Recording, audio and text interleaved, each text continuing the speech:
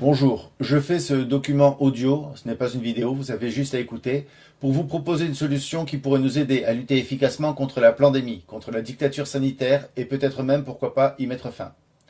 Il y a probablement d'autres solutions et peut-être qu'elles sont meilleures, mais à mon petit niveau et celle de mon coin, je n'ai trouvé que cela. Pour l'instant, nous avons la chance d'avoir des lanceurs d'alerte qui font un travail remarquable pour nous tenir informés.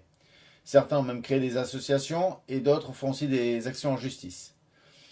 Il y a également des rumeurs. Certains prétendent que c'est parmi ces lanceurs d'alerte, il y en a qui font de la récupération médiatique, voire politique, d'autres ont l'ego qui a flambé, et certains font partie de ce qu'on appellerait l'opposition contrôlée, à savoir que ce seraient des traîtres qui travailleraient pour l'État. Je ne spéculerai pas là-dessus car j'ignore ce qu'il en est réellement. La solution face à cela est très simple. Limitez-vous à prendre des informations qu'ils vous donnent et ne devenez pas le fan club ou les groupies de qui que ce soit. Si demain vous découvrez que l'un ou l'autre est un traître, eh bien tant pis, mais cela ne doit pas vous affecter plus que ça. Et si je souscris à une association, eh bien c'est mes risques et périls. Si demain j'apprends que l'association en question c'était du flanc, eh bien tant pis pour moi. Mais je n'en serai pas secoué plus que ça. Pour ce qui est des manifs, comme je l'ai dit, je n'y vais pas. Je pense qu'elles sont inutiles, à part peut-être les deux premières qui ont montré à tout le monde que l'on était bien plus nombreux que ce qu'on pensait. Mais en règle générale, je trouve qu'elles ne servent à rien. Et la preuve est logique. Si les manifs servaient à quelque chose, pensez-vous vraiment que la dictature actuelle les laisserait se faire? J'en doute. La solution que je vous propose, ce n'est pas un scoop. Tout le monde en parle, mais rien n'a été fait à l'échelle nationale, j'entends, pour que cela puisse se réaliser. Dites-vous bien que tout ce qui s'est produit depuis le début, ça s'est produit parce que nous sommes isolés, que nous sommes séparés. Si tout le monde avait dit non dès le début, comme ça s'est produit pour le H1N1, nous serions encore dans le monde d'avant. J'ai constaté que malheureusement, plus la solution est simple et moins on l'envisage. Les gens préfèrent porter des plaintes en masse à une justice corrompue en sachant parfaitement que cela n'aboutira à rien, ou monter des associations, ou faire des heures de route pour se rendre à une manifestation, ou encore prier pour un miracle. Mais la vérité, c'est que vous êtes seul, et que rien ne changera tant que vous resterez isolé dans votre coin. Vous devez comprendre que personne ne viendra magiquement vous sauver. C'est à vous d'agir. Votre seul salut ne dépendra que de vous. Alors voici ma solution. Elle est ultra simple, elle est gratuite, elle ne vous engage en rien. Tout le monde en parle, mais personne ne l'a jamais concrétisé, alors je vais le faire pour vous. Je vous invite tous les éveillés, tous ceux qui sont contre cette dictature sanitaire, à vous retrouver le dimanche 9 janvier 2022, de 16h à 16h15, soit juste un quart d'heure, devant la mairie de votre ville ou de votre village. Même si c'est un tout petit village, n'allez pas chercher dans celui d'à côté sous prétexte qu'il est plus grand. Restez dans votre ville ou village. Je vais donner plus d'infos sur ce rendez-vous dans une minute. Il ne s'agit pas cette fois-ci de vous rassembler autour d'une personnalité, mais autour de vous-même et des personnes qui vous sont le plus proches géographiquement parlant. Certaines rumeurs parlent d'un blackout, à savoir plus de ravitaillement, plus d'eau, plus d'électricité, plus d'internet, plus de téléphone, plus d'essence, plus de gasoil, plus rien. Donc, à quoi ça vous sert d'avoir un groupe de résistants à 1 heure de route de chez vous, si vous ne pouvez même plus les contacter par internet ou même vous rendre sur place? Je préfère envisager le pire, et tant mieux si ça ne se produit pas, mais si jamais cela arrive, vous allez faire quoi à part rester la bouche grande ouverte? Donc le message est très clair. Rendez-vous le dimanche 9 janvier 2022 à 16h jusqu'à 16h15, donc 15 minutes d'attente, devant votre mairie, où que vous soyez en France, quelle que soit votre ville ou votre village. Pour vous reconnaître entre vous, comme signe distinctif, je vous propose de tenir en main un masque. Je parle des masques que l'on nous impose dans les lieux publics, bien sûr. Pour ceux qui ne peuvent pas être présents, par exemple à cause d'un déplacement professionnel ou autre, maladie, je ne sais pas, je vous propose un deuxième rendez-vous après celui-ci. Il aura lieu le dimanche 27 février 2022, à la même heure, 16h, au même endroit, devant votre mairie. Cela fait plus d'un mois, donc pour ceux qui sont en déplacement, ça devrait être bon. Encore une solution pour ceux qui veulent venir mais qui ne peuvent pas, qui ont un empêchement, vous pouvez toujours envoyer un ami ou un membre de la famille pour échanger les contacts et vous joindre par la suite par téléphone. Alors peut-être que vous aurez une agréable surprise si vous trouvez beaucoup de monde devant la mairie. D'ailleurs, prévoyez de quoi prendre des notes pour garder les contacts, donc feuille, stylo, et éventuellement copier vos coordonnées sur plusieurs petits bouts de papier que vous pourrez laisser aux autres. Si vous êtes 50, c'est super, parce que déjà à 50, on peut faire pas mal de choses. Ça peut déjà pas mal faire avancer le schmilblick. Et si vous êtes que deux, c'est toujours mieux d'être deux plutôt que un. Si en revanche vous êtes seul, eh bien, déjà je suis désolé pour vous, mais au moins vous êtes fixé, vous saurez à quoi vous attendre, et vous pourrez vous organiser en conséquent, plutôt que d'attendre une aide qui n'arrivera jamais visiblement, en tout cas dans votre entourage proche, géographiquement parlant. Si les gens ne sont pas capables de sacrifier 15 minutes de leur existence pour prendre contact avec leur entourage, afin de mettre fin à ce cauchemar, alors ils méritent leur sort. Le temps joue contre nous. Pour l'instant, nous pouvons encore le faire. Mais si dans un futur proche, on se retrouve dans des camps de concentration ou dans des prisons, ne rigolez pas, c'est déjà le cas dans certains pays, parce qu'ils ont refusé à la picouse, dites-vous bien qu'il sera trop tard. C'est maintenant qu'il faut bouger. En janvier, il va falloir commencer à se sortir les doigts, comme on dit. Donc, s'il vous plaît, faites tourner ce message en masse, partout où vous pourrez. Je répète, rendez-vous le 9 janvier 2022 à 16 h jusqu'à 16 h 15 devant la mairie de votre ville ou village, où que vous soyez. Et deuxième rendez-vous, pour ceux qui n'auront pas pu être là le 9 janvier, je vous donne rendez-vous le dimanche 27 février 2022. Bien, je vais vous faire part maintenant des quelques réflexions que j'ai faites de mon côté pour aider vos groupes à prospérer si toutefois vous arrivez à créer un groupe. Pour ceux qui pensent que c'est inutile de sacrifier 15 minutes de leur existence pour rencontrer des gens proches d'eux afin d'agir pour mettre fin à ce cauchemar, vous pouvez arrêter la vidéo ici. Pour les autres, je vais développer. Bien sûr, il y a sûrement beaucoup de points très importants que je vais omettre car je suis seul à penser dans mon coin. Maintenant, si je trouve un groupe et qu'il est possible de penser à plusieurs, on trouvera tous de nouvelles possibilités, de nouvelles options que je ne peux pas envisager à moi tout seul. 10 cerveaux réunis valent mieux qu'un, en général. Donc, dans un premier temps, je vous invite au sein du groupe à tout faire bénévolement et exclure tout ce qui est pognon dans cette histoire. Si certains ont des métiers ou des connaissances qui peuvent aider la communauté, par exemple en médecine, en plomberie, en électricité ou d'autres, participez gratuitement. Ce sera à charge de revanche, mais n'attendez rien en retour. Si votre objectif c'est de faire du profit ou d'essayer de tirer la couverture de votre côté, le groupe est foutu d'avance. Bien sûr, s'il y a du matos à acheter, la personne qui demande de l'aide devra le faire, mais ça s'arrêtera là. N'oubliez pas que si en ce moment certains membres du corps médical injectent ce poison dans le corps des enfants et des adultes, et que si les médias mentent et soutiennent la dictature, c'est principalement pour l'argent. Donc ne soyez pas aussi minables qu'eux, agissez en humain digne de ce nom, et non pas comme ces ordures corrompues. Dès qu'il est possible d'aider, de dépanner quelqu'un du groupe, faites-le immédiatement sans rien attendre en retour. Si tout le monde fait ça, vous allez voir déjà une nette amélioration dans vos vies. Encore une fois, si le pire se produit, un blackout par exemple, en espérant que cela n'arrive pas, l'entraide entre les membres du groupe sera vitale. Il serait bien d'ailleurs que parmi vous, il y en ait qui ait du terrain pour pouvoir cultiver des aliments. Je vous signale au passage que les paysans sont le sang de notre pays. Ce sont eux qui sont censés nous alimenter, nous fournir la nourriture. Et que depuis quelques années, les mafieux au pouvoir les éliminent au sens propre du terme. Voyez leurs conditions de vie, voyez le nombre de suicides parmi eux. Et ils les éliminent au bénéfice des multinationales de l'agroalimentaire qui ont pour but de vous empoisonner à travers les substances injectées dans les aliments qu'ils vous vendent. Donc si vous avez parmi vous des paysans ou des gens qui s'y connaissent en agroalimentaire, ça serait bien, ça pourrait peut-être même vous sauver la vie. Ensuite, comme l'a dit le dictateur au pouvoir, nous sommes en guerre. Donc si vous voulez vous en sortir, il va falloir penser et agir comme des militaires, à savoir être strict, sérieux et concis. S'il y a des dérapages ou une attitude de mollasson, la communauté s'écroulera d'elle-même. C'est aussi pour cela que j'ai donné une plage horaire de 15 minutes pour le premier rendez-vous, à savoir de 16 h à 16 h 15. Si les gens ne sont pas capables d'arriver à une heure précise, ne vous encombrez pas de ces inutiles dans le groupe. À part vous faire prendre du retard dans vos futures actions, elles ne serviront pas à grand chose. Il vous faudra une certaine rigueur pour aller de l'avant. Voici quelques consignes qui me semblent importantes pour la pérennité du groupe. Si vous ne les respectez pas, je ne pense pas qu'ils tiennent plus de 2 semaines. Donc déjà, très important, pas de gourou, de chef-faillon. Tout le monde a son mot à dire et si une décision doit être prise, il faut que ce soit à l'unanimité, en écoutant les objections de ceux qui sont contre éventuellement et en cherchant des solutions pour satisfaire un maximum de personnes. Si vous remarquez qu'une personne est victime de son ego et qu'elle veut prendre le pouvoir, entre guillemets, n'hésitez pas à la dégager du groupe. Ces gens-là sont des nuisibles et vous porteront préjudice. N'obéissez pas bêtement au premier ordre ou à la première idée saugrenue qui peut tomber. Par exemple, si on vous propose de manifester quelque part, demandez-vous si cela entraîne des inconvénients. Par exemple, le coût du déplacement, le fait de ne pas vous occuper de votre famille pendant ce temps-là pour aller marcher dans les rues, et les bénéfices de cette action. Est-ce que c'est vraiment utile ou est-ce que vous allez juste gaspiller du temps et de l'énergie pour rien? Et si c'est le cas, demandez-vous ce que vous pouvez faire de mieux, de plus efficace à la place. Le secret est là. N'obéissez pas aveuglément et demandez-vous qu'est-ce qui peut être fait pour faire avancer les choses. Cherchez des idées, des solutions en groupe. Réfléchissez toujours en groupe et si vous ne trouvez pas d'idées, peut-être qu'il est préférable de ne rien faire plutôt que de perdre du temps, de l'argent et peut-être même de mettre votre santé en danger pour rien. Ensuite, interdiction dans vos réunions d'aborder des sujets pouvant vous diviser.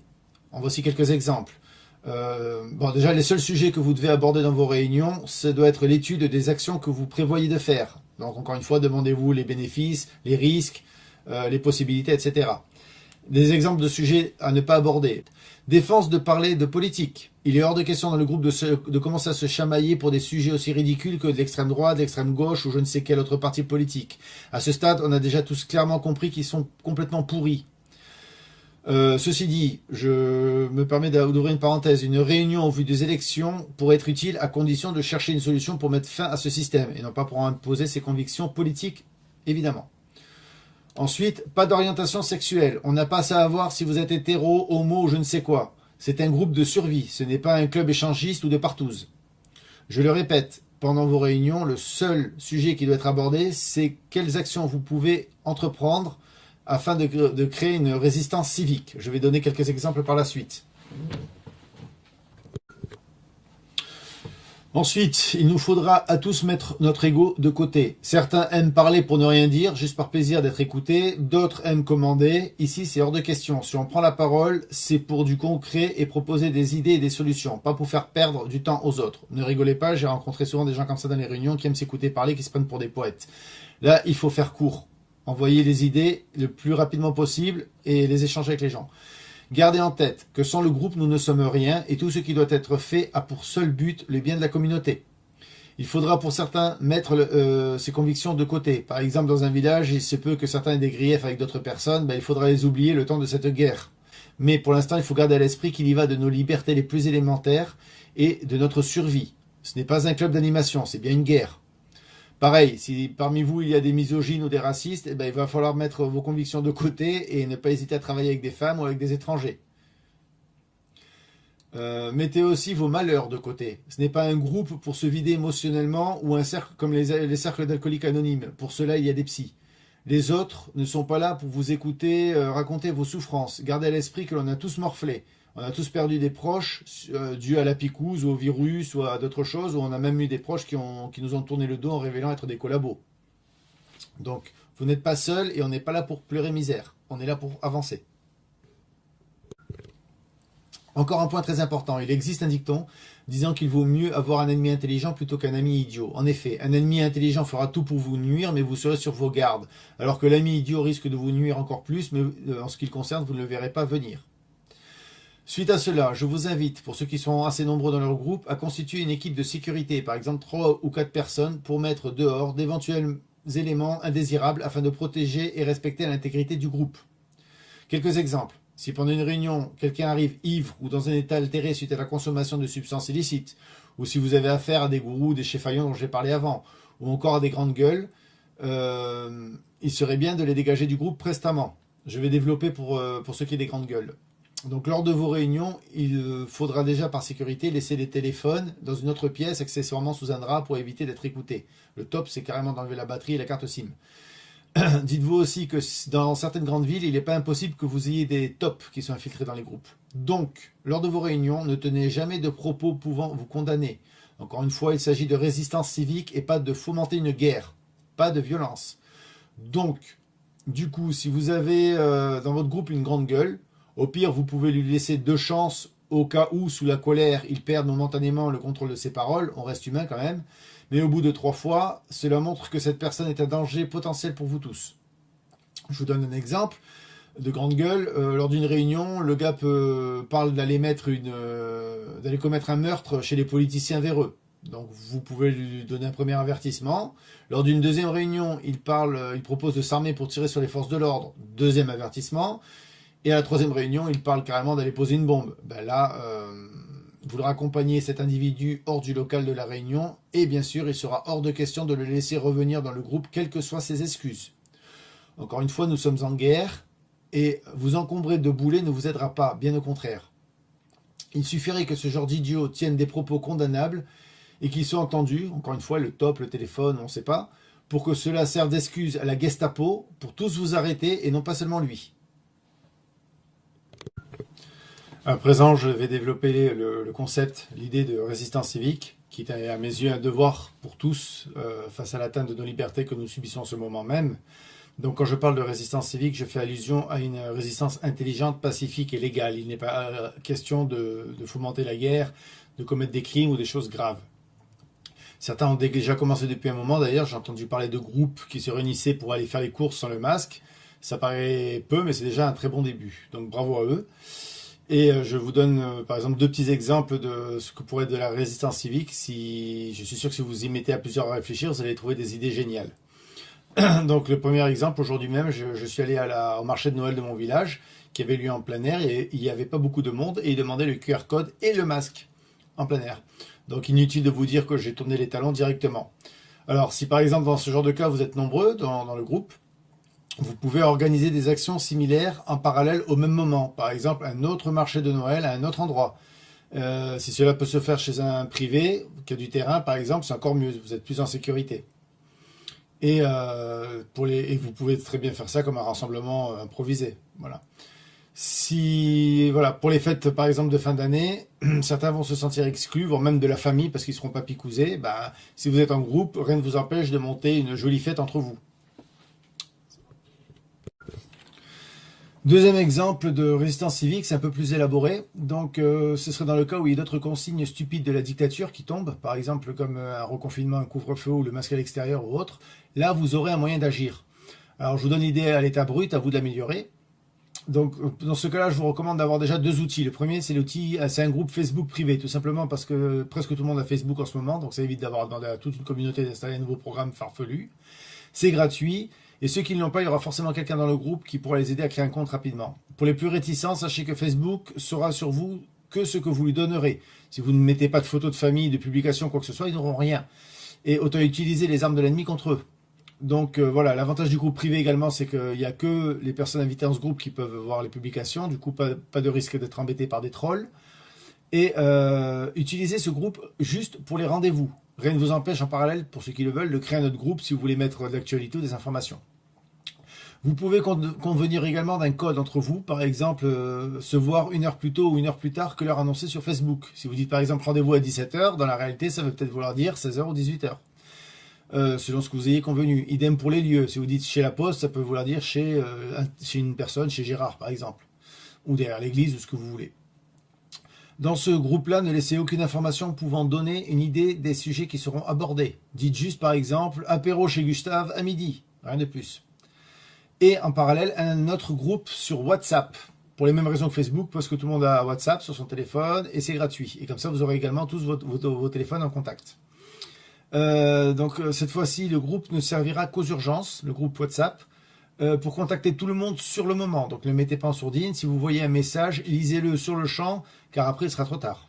Alors maintenant, je vous donne un exemple fictif pour savoir comment utiliser ce groupe WhatsApp. Et dans le cas imaginaire, par exemple, qu'on nous recolle un confinement ou le masque en extérieur ou autre chose.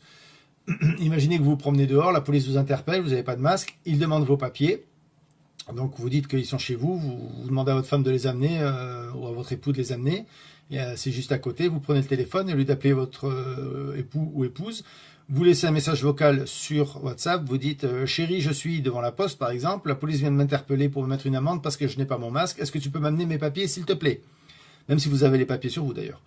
Et là, vous essayez d'entretenir le policier ou le gendarme, de papoter avec lui, et tout le groupe doit appliquer séance tenante. Si vous êtes 50, 50 personnes arrivent, alors sans violence, sans intimidation, sans agressivité, au contraire avec le sourire et tout ça, et vous vous demandez ce qui se passe, la personne explique, voilà, il va prendre une amende parce qu'il n'a pas de masque, et comme personne n'a de masque, vous demandez tous à avoir une amende, une prune. Et là, le policier, vous l'entourez, vous ne le laissez pas partir tant qu'il n'a pas mis les 50 piments à tout le monde, par exemple. S'il n'a que 10 papiers sur lui, il va en mettre 10 et vous l'accompagnez au commissariat pour qu'il vous en mette les 40 autres. Et vous refaites la même chose le lendemain. Le lendemain, si la police n'est pas dehors, vous allez tous au commissariat, vous rentrez sans masque et vous demandez votre prune. Imaginez la situation si cela se produit dans tous les villages et toutes les villes de France. Des milliers ou peut-être même des millions d'amendes en quelques jours qui resteront impayées. ils seront obligés d'arrêter leurs conneries dans la semaine. Si vous êtes seul à le faire, c'est foutu, vous devrez payer, mais des millions de personnes le font, c'est différent. Et c'est pas de la science-fiction, je vous rappelle que lors de la deuxième manifestation, il me semble qu'il y avait 7 millions de personnes dans les rues. Donc c'est pas impossible. C'est pour cela que le fait d'être groupé en petits comités, à travers tout le pays, peut être plus efficace qu'une grosse manif. Et cela pourrait même mettre fin à cette stupide dictature sanitaire. Non-respect du masque, non-respect du confinement, non-respect de tous leurs ordres débiles, en groupe, et si vous prenez des amendes, c'est pas grave. Vous faites un classeur et vous les collectionnez en souvenir. Imaginez que vous ayez 50 amendes, vous êtes 50 dans le groupe et tous les villages font ça. Ça sera insoutenable. Pour eux, ils seront obligés d'arrêter. À moins qu'ils balancent 50 millions d'huissiers derrière vous. Voilà un exemple concret de résistance civique. Encore un bel exemple de ce que peut faire un groupe, protéger les enfants. Si 2 ou 3 personnes peuvent faire les cours ou s'occuper des enfants, faire la garderie, vous pouvez retirer vos enfants des écoles. Et comme ça, pas d'obligation de test tous les jours, pas de picousses, pas de masque, pas de traumatisme pour les enfants. Ils seront entre eux, ils retrouveront une vie à peu près normale, ce qui pourrait limiter les dégâts psychologiques et qu'ils subissent depuis 2 ans. Alors que si vous êtes isolé et vous travaillez, c'est pas forcément évident de pouvoir garder les enfants ou de les laisser seuls à la maison. Là, si quelqu'un peut s'en occuper, vous êtes sauvé. Enfin, vous sauvez vos enfants du moins. Encore un point important. Dans votre groupe, il se peut qu'il y ait des personnes qui soient picousées, qui se soient fait injecter le poison. Je vous invite à bien étudier la situation et à ne pas leur fermer la porte au nez. Certains ont été picousés de force suite au chantage ignoble de la dictature. S'ils avaient une famille à nourrir avec des crédits sur les bras, ils n'allaient pas finir se retrouver à la rue pour vous faire plaisir. Donc à mes yeux, ces gens-là sont des victimes et méritent notre soutien. Mais il se peut que, dans le futur, certains moujons ou collabos se réveillent avec le temps. Par exemple, quand il verra qu'on leur demande de se faire piquer tous les 3 mois, qu'on leur demande une 5e, 6e, 7e injection. Certains vont peut-être se réveiller. Ou pas. Si ceux-là veulent vous rejoindre, alors ce sera à votre groupe de décider si oui ou non vous les acceptez. Je parle de gens, quand même, qui ont soutenu mordicus ce système jusqu'à maintenant et qui vous traitaient il y a peu de conspirationnistes, complotistes, négationnistes et même de nazis jusqu'à hier. Alors bien que ce soit votre groupe de décider, je me permets quand même de vous donner mon avis sur ce sujet. L'enfer que nous vivons depuis 2 ans a été rendu possible grâce à la complicité de ces gens-là. Pour moi, ils ont autant de sang sur les mains que les dictateurs qui ont appliqué ce génocide de masse. Pour ma part, ils n'ont pas d'excuses. Les informations étaient à la portée de tous. Même s'ils se réveillent maintenant, ils n'en restent pas moins des criminels et ne sont pas pardonnables. Encore une fois, je parle bien des collabos du système, pas de ceux qui se sont juste fait injecter le poison par ignorance et qui sont restés dans leur coin. Je parle de ceux qui ont soutenu tout ça et qui vous décrédibilisent en vous traitant de tous les noms et qui ont empêché les lanceurs d'alerte de faire leur travail, de propager la vraie information. Donc libre à vous de les accepter ou non, mais n'oubliez pas ce qu'ils sont vraiment. Et l'excuse du « on savait pas » comme l'avaient fait les nazis n'est plus valable. Donc, pour que votre groupe soit efficace, personnellement, je pense que vous devriez viser la qualité plutôt que la quantité, ne pas ramasser tous les déchets qui traînent. Gardez des gens efficaces, sérieux et qui font preuve de rigueur. Je vous conseille aussi de vous centrer sur votre communauté. Ne perdez pas de temps à essayer de réveiller les endormis. Cela fait 2 ans que cette histoire a commencé. À ce stade, ceux qui ne veulent pas voir l'évidence ne la verront probablement jamais, quoi que vous fassiez. De plus, dites-vous que les triples picousés ou les quadruples ou les quintuples ne seront bientôt plus de ce monde.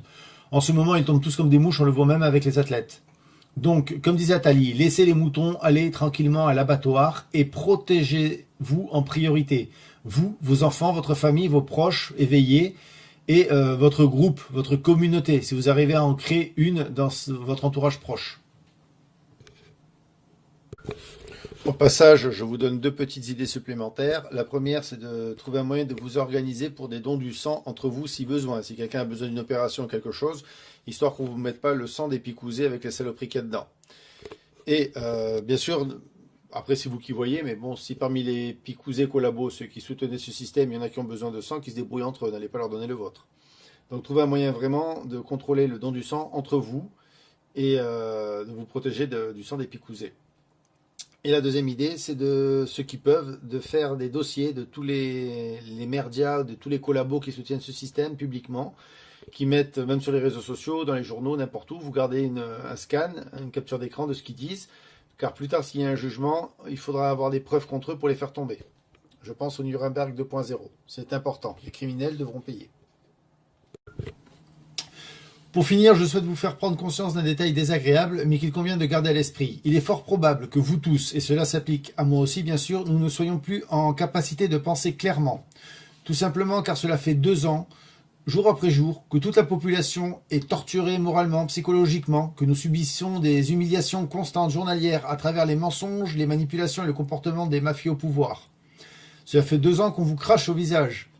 Sans parler de ceux qui ont subi des pertes proches, comme je l'expliquais, peut-être dû au virus ou à la picouse ou des gens qui sont suicidés. Donc il est important de se ressaisir, de savoir que nous ne sommes plus dans notre état normal et de bien réfléchir avant de prendre une décision. Ne succombez pas à la violence. Bien sûr, si on commence à vous tirer comme des lapins à balles réelles, comme ils l'ont fait en Hollande, ou à vous arracher vos enfants pour les mettre dans des camps de concentration, je crois que c'est en Australie qu'ils ont fait ça, à vérifier, il faudra peut-être réagir autrement. Mais pour l'heure, la violence est à proscrire. De plus, dites-vous qu'en face, ils sont armés jusqu'aux dents et que vous n'avez aucune chance. Par contre, en agissant maintenant, avant de sombrer encore plus dans la dictature, comme c'est le cas dans certains pays, il devrait être possible d'inverser la tendance sans violence, sans effusion de sang. Donc, si vous voulez agir, je vous invite à vous regrouper, télécharger cette vidéo et republier-la. Elle risque de sauter ou d'être censurée, donc si vous la partagez simplement, elle sautera aussi. D'où l'intérêt de la télécharger et de la remettre en ligne de votre côté. Vous avez un peu plus de 2 semaines pour faire tourner l'info. J'ai essayé de contacter des lanceurs d'alerte pour faire partager mon idée, mais tous sont injoignables, à part un qui est super actif et qui est génial, mais je tairai son nom par courtoisie. Les autres semblent plus enclins à jouer les starlets sur les réseaux sociaux ou dans les manifs. Donc, si certains reprennent ce message, eh bien tant mieux, sinon tant pis, et c'est à vous de jouer, c'est pas eux de le faire. Il s'agit vraiment de créer des groupes d'entraide, de soutien en cas d'urgence et de résistance civique. Alors le 9 janvier, prenez contact entre vous, faites connaissance et fixez votre première réunion. Le lieu sera choisi en fonction du nombre de personnes que vous serez, et pensez à vous passer vos téléphones et toutes les infos que vous jugerez utiles pour vous garder le contact. Encore une fois, il s'agit d'urgence, donc si vous devez vous déplacer en cas de problème sans prendre la voiture, sans faire 1 heure de route, à quelques minutes de chez vous, à pied, dans votre village, dans votre ville. Rappelez-vous pour l'instant, vous êtes seul et personne ne viendra vous prendre par la main, donc c'est à vous de jouer. Si ceux qui se revendiquent éveillés ne sont pas capables de sacrifier 15 minutes de leur temps un dimanche pour aller de l'avant, alors je vois pas trop ce qu'ils espèrent de l'avenir, à part peut-être un miracle. Voilà, c'était juste le message d'un citoyen isolé comme la plupart d'entre vous. Donc rendez-vous avec un masque à la main pour s'identifier entre nous le dimanche 9 janvier 2022 à 16 h devant la mairie de votre village ou de votre ville, et aussi le dimanche 27 février 2022 pour ceux qui sont en déplacement et qui n'ont pas pu venir lors du premier rendez-vous. On peut garder une lueur d'espoir en parallèle, par exemple en pensant au Nuremberg 2.0 que prépare Maître Fulmich et à d'autres actions similaires. Mais comme le dit le proverbe, aide-toi et le ciel t'aidera. Donc, dans un premier temps, c'est à nous de nous organiser, de faire face en groupe à l'adversité. Si un événement extérieur vient nous aider, eh bien tant mieux. Et sinon, eh bien on fera sans. Je vous souhaite à tous bonne chance.